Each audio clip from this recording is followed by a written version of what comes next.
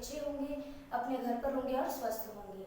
मैं कृपाली पीजीटी हिंदी विषय से स्प्रिंगडेल सीनियर सेकेंडरी स्कूल में आप सभी का स्वागत करती हूँ। आज हम पढ़ेंगे कक्षा 9 की पाठ संख्या 17, जिसका नाम है बच्चे काम पर जा रहे हैं। ये कविता है जो लिखी है राजेश जोशी जी ने। राजेश जोशी जी इस कविता के माध्यम से बाल मजदूरी के बारे में बताना चाहते हैं कि हमारे समाज में, हमारे भारत देश में बाल मजदूरी कितनी भयानक साबित हुई है और बाल मजदूरी क्यों हो रही है। हमारे समाज की ये बहुत बड़ा एक मुद्दा है और ये बहुत बड़ा अपराध है कि बाल मजदूरी, छोटे छोटे बच्चों से काम क्यों कराया जा रहा है। उसके पीछे क्या ऐसा बड़ा कारण है कि इन छोटे छोटे बच्चों को अपनी शिक्षा को, अपने खेल को त्यागने के बाद में इन काम पर जाना पड़ रहा है। इतनी छोटी छोटी उम्र में लोगों के झूठे बर्तनों को साफ करना पड़ रहा है, लोगों के घर में साफ सफाई करनी पड़ रही है, दुकानों पर दिन से लेके रात तक काम करना पड़ रहा है। तो ये क्यों करना पड़ रहा है? तो राजेश जोशी जी प्रश्न करते हैं कि बच्चे काम पर जा रहे हैं, तो बच्चे काम पर क्यों जा रहे हैं, इसके पीछे क्या बड़ा कारण है।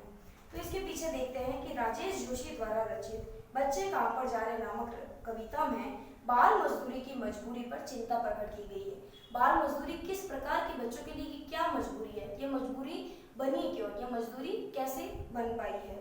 कवि को इस बात का गहरा दुख है कि हमारे देश में कुछ बच्चे खेल, शिक्षा तथा जीवन की उमंग से वंचित है। जीवन की उमंग यानी जीवन में जो खेल और शिक्षा से जो बच्चों को आनंद प्राप्त होता है, इससे वे दूर रखे गए हैं और उन्हें काम करना पड़ रहा है। उसे इस बात का और भी अधिक दुख है कि लोगों ने बाल मजदूरी की कुप्रथा को अपना ही लिया है, यानी पूरी तरीके से लोगों ने इसे अपना लिया है कि छोटे छोटे बच्चे भी हमारे लिए काम कर रहे हैं। तो क्या होगा, उनको बस एक दिन का या फिर महीने भर का थोड़ा बहुत पगार ही तो देना पड़ेगा।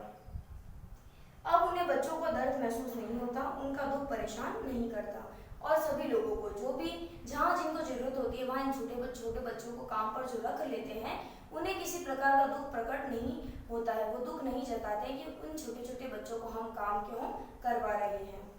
कवि प्रश्न करता है कि बच्चों के लिए गेंदे, रंगीन पुस्तकें, खिलौने, विद्यालय, खुले मैदान, बगीचे और घरों के आंगन प्राप्त क्यों नहीं है, वे खेलते कूदते क्यों नहीं है। कवि प्रश्न करता है कि बच्चों को ये सब चीजें प्राप्त क्यों नहीं हो रही है।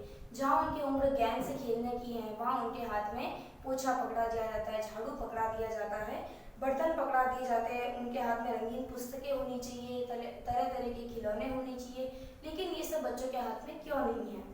कवि को लगता है कि अगर बच्चों के जीवन में बेफिक्र खेलकूद ही नहीं है तो वह जीवन जीने के योग्य नहीं है। अब कवि कह रहा है कि यदि बच्चों के जीवन में खेलकूद है ही नहीं, जब उनके जीवन में आनंद ही नहीं है जो खेलकूद से उन्हें मिलता है, तो फिर ये जीवन जीने का क्या फायदा। और काव्यांश पढ़ते हैं।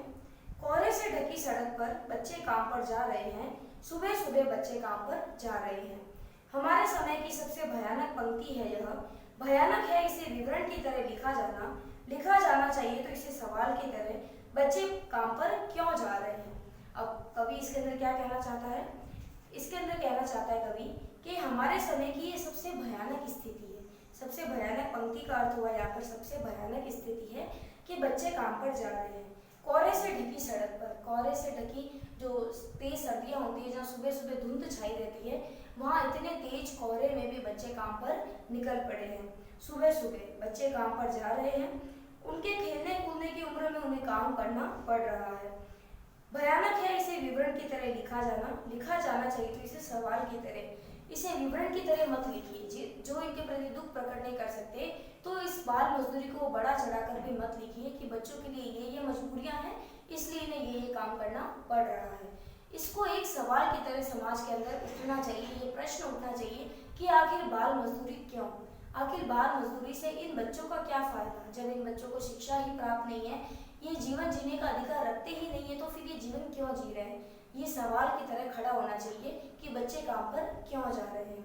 तो कवि कह रहा है कि इससे भी अधिक भयानक यह है कि लोग इस समस्या को सामान्य घटना या वर्णन की तरह ले रहे हैं। लोग इस समस्या को सामान्य घटना की तरह मान रहे हैं और इसे बड़ा चढ़ाकर बताने की कोशिश कर रहे हैं, बजाय कि प्रश्न करने के। विवरण की तरह लिखे जाने का अर्थ है कि सामान्य सी बात के रूप में लेखक इस बात को बहुत भयंकर मान रहा है कि बाल मजदूरी एक समस्या है। बाल मजदूरी को एक समस्या के रूप में लेना ही आवश्यक है। दूसरा काव्यांश देखते हैं। क्या अंतरिक्ष में गिर गई है सारी गेंदें, क्या दीमकों ने खा लिया है सारी रंग बिरंगी किताबों को। क्या काले पहाड़ के नीचे दब गए हैं सारे खिलौने?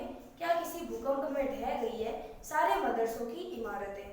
क्या सारे मैदान, सारे बगीचे और घरों के आंगन खत्म हो गए हैं एकाएक? अब कवि कह रहा है, कवि प्रश्न करते हुए कहता है कि अंतरिक्ष का अर्थ यहाँ पर आकाश है, मदरसा यानी कि विद्यालय, जो बड़े बड़े विद्यालय बने हुए हैं उनमें कह रहा है। तो कवि कह रहा है कि क्या सारी गेंदें जो हैं वो अंतरिक्ष में गिर गई है? क्या इतनी दूर तक वो गेंदें चली गई है कि अब उन बच्चों का लाना ही उस गेंद को असंभव हो गया है? शायद अगर ये बात है तो हो सकता है कि बच्चों के हाथ में गेंद नहीं है। क्या दीमकों ने खा लिया है इन सारी रंग बिरंगी किताबों को? क्या गेंद अंतरिक्ष में चली गई है, आकाश में चली गई है जहाँ से लाना असंभव है? और या फिर जो दीमक होती है, जो आपने देखी होगी, जो किसी भी पदार्थ पर अगर लग जाती है तो उसका चूरा चूरा कर देती है, यानी उसे पूरी तरह नष्ट कर देती है। तो क्या उन रंग बिरंगी किताबों पर भी वो दीमक लग गई है? और दीमक लग गई है इसी कारण से शायद सारी किताबें नष्ट हो गई है। क्या काले पहाड़ के नीचे दब गए हैं सारे खिलौने? और जो काले बड़े बड़े पहाड़ हैं, उन पहाड़ों के नीचे ये खिलौने दब तो नहीं गए हैं? शायद तभी इन्हीं बच्चों के हाथ में ये खिलौने नहीं हैं। क्या किसी भूकंप में ढह गई है ये सारी मदरसों की इमारतें? कवि प्रश्न कर रहा है। हर एक पंक्ति में कवि का यही प्रश्न है कि बच्चे काम पर जा रहे हैं तो क्यों जा रहे हैं? क्या सभी पुस्तकों को दीमक ने खा लिया है, या फिर सारी गेंदें आकाश में चली गई है? और या फिर कवि कह रहा है कि क्या किसी भूकंप में ढह गई है? क्या कभी किसी प्रकार बड़ा सा भूकंप आया होगा और शायद ये जो बड़ी बड़ी मदरसे यानी बड़े बड़े जो विद्यालय हैं, ये जो बड़ी बड़ी विद्यालय की इमारतें हैं, ये उस भूकंप में ढह गई है। क्या सारे मैदान, सारे बगीचे और घरों के आंगन खत्म हो गए हैं एकाएक? एक एक करके सारे ये जो घरों के मैदान हैं, ये जो आंगन है घरों के, ये सारे बगीचे हैं, ये क्या सब कुछ खत्म हो गए हैं? कवि प्रश्न कर रहा है, ये खत्म हो गए हैं तो क्यों खत्म हो गए हैं? आगे देखते हैं। तो फिर बचा ही क्या इस दुनिया में? कितना भयानक होता अगर ऐसा होता। भयानक है, लेकिन इससे भी ज्यादा यह कि सारी चीजें हस्ब मामूल और दुनिया की हजारों सड़कों से गुजरते हुए बच्चे, बहुत छोटे छोटे बच्चे काम पर जा रहे हैं। हस्ब मामूल का अर्थ होता है यथावत, जो जैसी की तैसी पड़ी हुई है। अब इसमें आगे कह रहे हैं कि तो फिर बचा ही क्या इस दुनिया में? अगर ये सब नहीं रहा है, जो कवि ने पहले काव्यांश में जो प्रश्न किया था कि क्या ये सारी वस्तुएं, सारी पुस्तकें, सारी गेंदें सब जगह अंतरिक्ष में चली गई है, दीमक ने खा लिया है, सारी इमारतें ढह गई है, या सारे खिलौने काले पहाड़ के नीचे दब गए हैं, तो इस संसार में बचा ही क्या है? कवि फिर प्रश्न करता है, तो फिर इस संसार में क्या बचा है, आप हमें बताइए। कितना भयानक होता अगर ऐसा होता। यदि ऐसा होता है, ये जो कवि ने इतने सारे प्रश्न किए हैं, ये वास्तविकता में मालूम होते, दिखाई पड़ते, तो शायद ऐसा कह सकते थे हम कि भयानक है। कितना भयानक होता, कितना डरावना वो सारा दृश्य हमारे आंखों के सामने होता यदि ये सभी बातें होती। भयानक है, लेकिन इससे भी ज्यादा यह कि ये सारी चीजें हस्ब मामूल। भयानक है, लेकिन इससे भी ज्यादा, अगर ये चीज भयानक है तो इससे भी ज्यादा ये चीज भयानक है कि ये सारी चीजें हस्ब मामूल यानी कि यथावत, जैसे कि तैसे संसार में पड़ी हुई है, लेकिन इस्तेमाल करने वाले ये छोटे छोटे बच्चे काम पर जा रहे हैं, जबकि इन्हें इन नन्हे नन्हे हाथों से इन्हें खेलना चाहिए। पर दुनिया की हजारों सड़कों से गुजरते हुए बच्चे, बहुत छोटे छोटे बच्चे काम पर जा रहे हैं। और दुनिया की बहुत सारी सड़कों पर हमने भी देखा होगा, हमारे जीवन में हम भी देखते हैं कि छोटे छोटे होटल है, रेस्टोरेंट है, दुकानें हैं, उन सब पर 8 से 10 साल के बीच के जो बच्चे हैं वो काम करते हैं। चाय पीते हैं तो उनकी गिलासों को रखना, बर्तनों को धोना, वहाँ से टेबलें साफ करना, ये सभी जो छोटे छोटे कार्य हैं, इन छोटे छोटे हाथों में जहाँ गेंदें होनी चाहिए, जहाँ पुस्तकें होनी चाहिए, जहाँ खिलौने होने चाहिए, जहाँ उनको विद्यालय जाना होना चाहिए, इन सभी को लेकर वो कवि जो है वो बहुत परेशान है और कह रहा है कि इन हजारों सड़कों पर, दुनिया की जितनी भी सड़कें हैं, वहाँ पर ये बच्चे काम पर जाते हुए नजर आ रहे हैं। तो ये जो बाल मजदूरी की जो ये मजबूरी है, इसे बहुत भयानक रूप, धीरे धीरे अगर इसे नहीं रोका गया तो ये बहुत भयानक रूप ले सकता है। तो समाज में इसके खिलाफ आवाज उठनी ही चाहिए और बाल मजदूरी नहीं करवाते हुए आप छोटे छोटे बच्चों को अध्ययन करवाना शुरू कीजिए, उनको पढ़ाना शुरू कीजिए, ताकि उनको भी शिक्षा प्राप्त हो सके। धन्यवाद।